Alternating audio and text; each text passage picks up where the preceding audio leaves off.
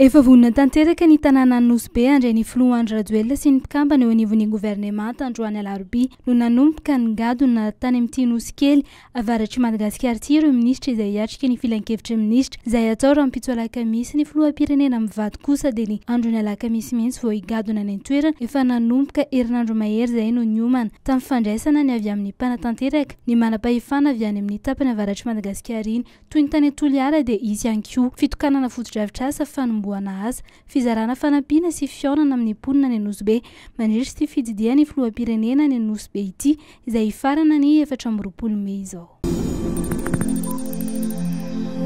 Ny alatsinainy fa 9 ny volana Jona manomboka amin'ny 7 sasany maraina no tanterahany eny anivon'ny anteny mirandoolona ny fiaonan'ny loholona sy ireo mpikambana ao amin'ny gouvernemanta omaly talata no nolanin'ireo loholona nandritry ny fivoriana azo ambesomaro natrehana teny amin'ny lapana Nosy kely ny fanovana ny fandaharam-potoana fivoriana ara-potoana voalohany amin'ity taona ity ho any anteny miram-pirenena dia mbola tsy voafaritra ny daty hanatanterahana ny fiaonana eo amin'ny gouvernemanta sy ny deputé raha ny fanambarana nataony Antra Razafy Manansoso ny mavambahoaka voafidy tao Antananarivo voalohany sady filohan'ny vondrona parlementaire firesakina dia ny 12 sy 13 Jona izao no tokony tanterahana izany. Mbola andalo eny anivon'ny fivoriana azon'ny Besimaro hatrehana nefa izany rehefa avy tapaky ny birao maharitry ny fampidirana azy anaty lahadinika.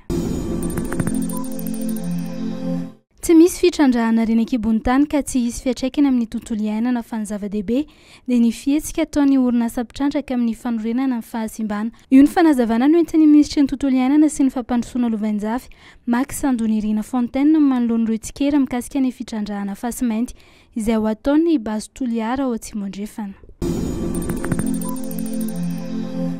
Ahitana vokatra miabo ny fampiasana masomboly safiotra sy ny zezika organika sy mineraly ao Ambohijanahary amin'ny Parafaravola raha ny voalaza ny sekretera mpanjakana miadidy ny fahafitatena ara-tsakafo. Mbola eo ampahamasahany volo sika saingy efa manombana vokatra 7 tonna isaky ny hektara amin'ny farany fitoam-pambolena mety hahatratratra amin'ny 12 tonna isaky ny hektara Ambohijanahary hoy mbola Andriamanga Taleny fanovana ny rafitra fambolena masomboly varotra safiotra 200 tonna zezika organika sy mineraly 9 tonna no efa natolotra ho an'ny distrika 470 sy ho an'ny Tantsamy isa 203 alina mandrakotra velaran-tany 7 hektara any amin'ny faritra 12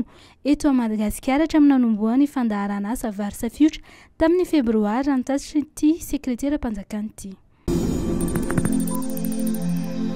Ao anatin'ny vondrona C no misy an'i Madagasikara ny fifaninanana Kozafa Cup taorian'ny atsapaka izay no tanterahana androany 20 Mei tao Mahagonga Afrika Atsimo toerana izay andray ny fifaninanana isan'ny iray tarika a Madagasikara i Maroka sy Eswatini firenena 10 no andray anjara amin'ity fifaninanana ho an'ireo firenena ty atsimon'ny Afrika ity ho an'ny Maroka manokana dia sambany no andray anjara amin'ity fifaninanana ity izay firenena voasa manokana ny 4 Jona hatramin'ny 15 Jona no anatanterahana ity fifaninanana ity ao Afrika Atsimo.